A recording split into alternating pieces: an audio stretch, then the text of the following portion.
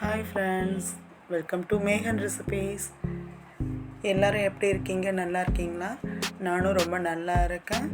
நம்ம இன்னைக்கு இந்த வீடியோவில் என்ன பார்க்க போகிறோம்னா நார்த் இந்தியன் ரெசிபி டோக்லா. இதுதான் எப்படி செய்கிறதுன்னு பார்க்க போகிறோம். பாருங்கள், பார்க்கவே எவ்வளோ கலர்ஃபுல்லாக இருக்குல்ல. அது மாதிரி இதுவும் ரொம்ப சாஃப்டாக ஸ்பாஞ்சாக இருக்குங்க. பாருங்கள் எவ்வளோ சாஃப்டாக இருக்குது.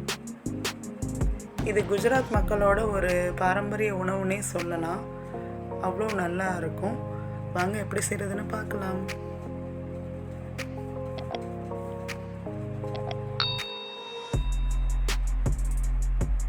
இப்போ நான் 125 கிராம், அதாவது அரை கப் அளவுக்கு நான் கடலை மாவு எடுத்திருக்கேன். இதை சலிச்சுக்கணும், கட்டிகள் இல்லாமல்.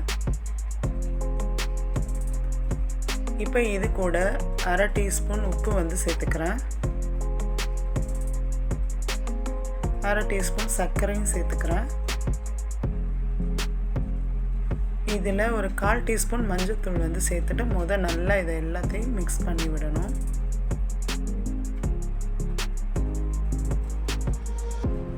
இப்போ மிக்ஸ் பண்ண முடிச்சதுக்கப்புறம் கொஞ்சம் கொஞ்சமாக தண்ணி சேர்த்து இதை கட்டிகள் இல்லாமல் கலந்துக்கணும். ரொம்ப தண்ணி சேர்த்துடக்கூடாது, பார்த்து கொஞ்சம் கொஞ்சமாக சேர்க்கணும். அப்போ தான் டோக்லா கரெக்டான பதத்துக்கு நம்மளுக்கு கிடைக்கும். ரொம்ப தண்ணி சேர்த்திங்கன்னா அது சரியாக வராது. அதனால் பார்த்து இந்த மாதிரி இந்த கன்சிஸ்டன்சியில் நீங்கள் தண்ணி சேர்த்து கரைச்சி வச்சுக்கணும். இதை ஒரு 10 நிமிஷம் அப்படியே வச்சுக்கணும். அதுக்குள்ளேயும் நான் இந்த மோல்டு தான் யூஸ் பண்ண போகிறேன் டோக்லா பண்ணுறதுக்கு. அதில் ஆயில் அப்ளை பண்ணி வச்சுக்கிறேன். நீங்கள் டிஃபன் பாக்ஸ் இல்லை எந்த ஒரு பாத்திரமும் எடுத்துகிட்டு எதில் யூஸ் பண்ண போகிறீங்களோ அதில் ஆயில் அப்ளை பண்ணி வச்சுக்கோங்க.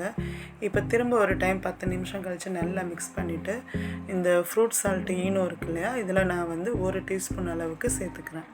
இப்போ ஈனோ சேர்த்ததுக்கப்புறம் நல்லா இந்த மாதிரி மிக்ஸ் பண்ணி விடும்போது இந்த மாதிரி பொங்கி வரும். அந்த கலரே லைட்டாக சேஞ்ச் ஆகும், உங்களுக்கு பார்த்தாலே தெரியும். இந்த மாதிரி நல்லா மிக்ஸ் பண்ணிக்கணும். இந்த கன்சிஸ்டன்சி பாருங்கள், இந்த ரிப்பன் கன்சிஸ்டன்சி மாதிரி வரும், அந்த மாதிரி வரணும். இப்போ இதை இந்த நான் ஆயில் அப்ளை பண்ணி வச்சுருக்க கேக் டின்னில் ஊற்றிக்கிறேன். இதை டேப் பண்ணக்கூடாது, ஜஸ்ட் ஸ்ப்ரெட் பண்ணி விட்டுக்கோங்க ஈவனாக. இப்போ நான் ஒரு கடாயில் கொஞ்சமாக தண்ணி வச்சு கொதிக்க வச்சுருக்கேன். அதில் ஒரு ஸ்டாண்ட் வச்சு இதை நம்ம ஸ்டீம் பண்ணணும். ஒரு 20 நிமிஷம் வரைக்கும் ஸ்டீம் பண்ணணும். லோ ஃப்ளேமில் வச்சுக்கோங்க, அதாவது மீடியம் லோ ஃப்ளேமில் வச்சுக்கோங்க, ஹை ஃப்ளேமில் வேண்டாம். இப்போ 20 நிமிஷம் கழித்து பார்த்திங்கன்னா நல்லாவே அது குக் ஆகிருக்கு, ஒட்டாமல் வந்திருக்கு பாருங்கள் டூத்பிக்கில். ஸோ இதை ஆற விட்டுருவோம். இப்போ இன்னொரு பேனில் பார்த்திங்கன்னா ஒரு 3 டீஸ்பூன் அளவுக்கு ஆயில் விட்டுக்கிறேன். இந்த ஆயில் நல்லா ஹீட் ஆனதுக்கப்புறம் ஒரு அரை டீஸ்பூன் கடுகு சேர்த்துக்கிறேன். இது கூட 3 பச்சை மிளகாய் கட் பண்ணி வச்சுருக்கேன், அதையும் சேர்த்து நல்லா வறுத்துக்கணும். அதோட கொஞ்சம் கருவேப்பிலையும் சேர்த்துக்கிறேன். இப்போ எல்லாத்தையும் போட்டு நல்லா கொஞ்சம் நேரம் வறுத்துக்கலாம். இந்த டோக்லா பார்த்தீங்கன்னா இனிப்பு, காரம், புளிப்பு எல்லாமே சேர்ந்த மாதிரி இருக்குங்க. எனக்கு இது ரொம்ப பிடிச்ச ஒரு ரெசிபி இது. ஸோ இன்றைக்கி தான் நான் வீடியோ போடுறேன். நீங்களும் டேஸ்ட் பண்ணி பாருங்கள், செஞ்சு ரொம்ப நல்லாயிருக்கும். இப்போ இதில் கொஞ்சம் வறுத்ததுக்கப்புறம் இந்த மிளகாலாம் வறுப்பட்டதுக்கப்புறம் நம்ம ஒரு அரை கிளாஸ் 50 ml அளவுக்கு நான் தண்ணி சேர்த்துக்கிறேன். இப்போ இந்த தண்ணி கொதி வந்ததுக்கப்புறம் இதில் ஒரு ஸ்பூன் கிட்ட சர்க்கரை சேர்த்துக்கிறேன். ஒரு அரை ஸ்பூன் உப்பு சேர்த்துக்கிறேன். சர்க்கரை 1 ஸ்பூனில் 2 ஸ்பூனுக்குள்ளே சேர்த்துக்கலாம், நல்லாவே இருக்கும். இது கூட ஒரு டீஸ்பூன் எலுமிச்சை சாறு சேர்த்துக்கிறேன். இதெல்லாம் சேர்த்து நல்லா மிக்ஸ் பண்ணி விடணும். இப்போ இந்த சர்க்கரை, உப்பு எல்லாம் கரைஞ்சதுக்கப்புறம் நம்ம அடுப்பை ஆஃப் பண்ணிவிட்டு கொஞ்சம் கொத்தமல்லி சேர்த்துக்க வேண்டியதான். இப்போ நல்லா கலக்கி விட்டுட்டு இதை கொஞ்சம் ஆற விடணும். இப்போது இது பாருங்கள், நான் டீமோல்டு பண்ணி வச்சுருக்கேன்.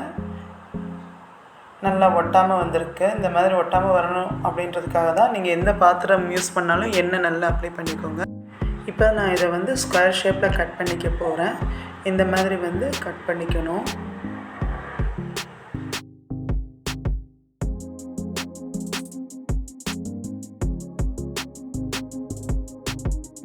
இப்போ இதை கட் பண்ணியாச்சு. இது மேலே நம்ம தாளித்து வச்சுருக்கோம் இல்லையா, அதை இது மேலே ஊற்றிக்கணும். இது நல்லா இந்த தண்ணியை அப்சர்வ் பண்ணணும். அந்த டேஸ்ட் ரொம்ப நல்லா இருக்கும் இந்த டோக்லாவில். இந்த டோக்லா பார்த்தீங்கன்னா இனிப்பு, காரம், புளிப்பு, உப்பு எல்லாமே கலந்த ஒரு ரெசிபி இது. இது மேலே கொஞ்சம் துருவின தேங்காயும் கொஞ்சம் கொத்தமல்லியும் வந்து சேர்த்துக்கிட்டா அவ்வளோதாங்க. ரொம்ப டேஸ்டான எல்லா டேஸ்ட்டும் ஒரே ரெசிப்பியில் உங்களுக்கு வந்து கிடச்சிரும். ஸோ கண்டிப்பாக எல்லோரும் ட்ரை பண்ணி பாருங்கள். பார்க்கவே எவ்வளோ கலர்ஃபுல்லாக இருக்கு இல்லையா?